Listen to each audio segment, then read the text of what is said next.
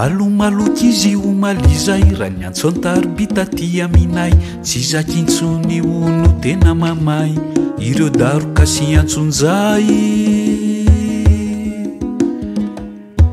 elaela ianony izy zao no nanao raraha sy ny asa tao efa mierina ny fahery taona mbola tsy nandray vola foana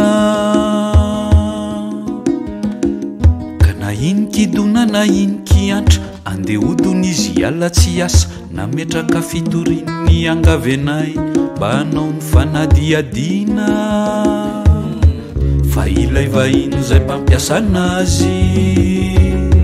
tsy mivaditrovana tena sovazy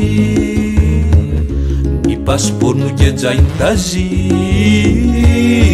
mety anano sarotra nodiny aty izy nefa ny liby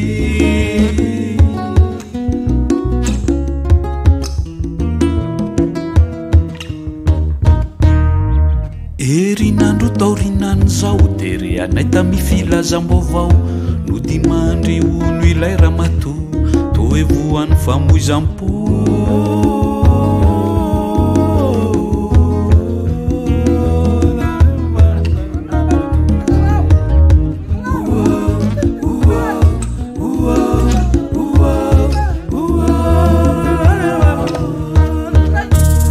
savorovoro ny teto an-tanàna nalamindamina raha fanjakana reo tompony nandraikitra ny alabala ny olona nefa efa samina halala